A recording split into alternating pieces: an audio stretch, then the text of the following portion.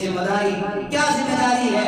بیٹا پیدا ہوتا ہے، بیٹی پیدا ہوتی ہے تو دونوں کے اوپر خوشی کا اظہار کرنا چاہیے۔ بیٹا اگر اللہ تبارک و تعالیٰ کی نعمت ہے تو بیٹی اللہ کی رحمت ہے۔ اللہ اکبر۔ جب نبی کریم رؤوف الرحیم صلی اللہ علیہ وآلہ وسلم اس کائنات عالم کے اندر آئے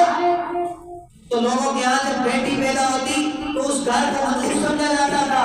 زندہ درگور کر دیا جاتا تھا، بیٹی بابا ماما کی آوازیں لگاتی،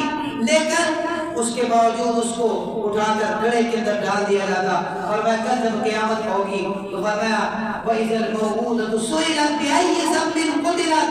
فرمایا وہ جو والدین جنہوں نے اپنی بیٹیوں کو زندہ درگور کیا انہیں سامنے ایک کٹیلے کے اندر کھڑا کر دیا جائے گا اور ان سے نہیں بلکہ فرمایا ان بیٹیوں سے پوچھا جائے گا۔ یہاں علماء بڑی خاص بات لکھتے ہیں، اب چاہیے تو یہ تھا کہ مجرم سے پوچھا جائے کہ تو نے ان بچیوں کو کیوں قتل کیا ہے، کیا قصور تھا ان کا، لیکن رب ان مجرموں سے نہیں پوچھے گا۔ علماء فرماتے ہیں یہ کام بیٹیوں کو زندہ درگور کرنا اتنا برا فعل ہے، اتنا گندا، اتنا گھنونا کام ہے کہ اللہ تبارک و تعالیٰ ایسے بدتینت انسان سے بات کرنا ہی گوارا نہیں کرتا ہے،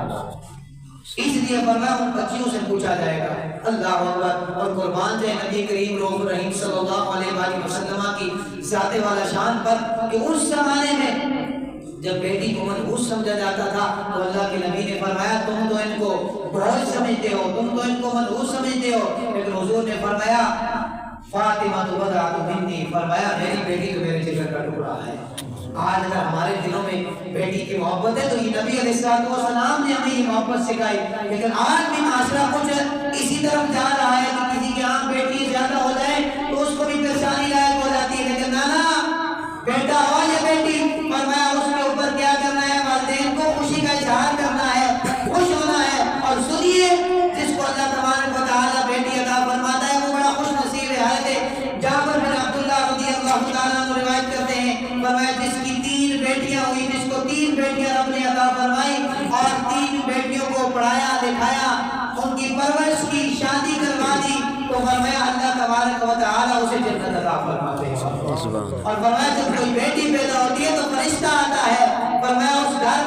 گھر والوں کو سلام کرتا ہے، السلام علیکم اہل البیت، اور فرمایا پھر اس پر اپنا ہاتھ پھیرتا ہے اس بیٹی پر کہ یہ کمزور جسم اور اس کو جس نے پیدا کیا وہ بھی کمزور جسم ہے، اور فرمایا جو اس کی پرورش کرے گا اور اس کو اس پر بیٹوں کو ترجیح نہیں دے گا تو فرمایا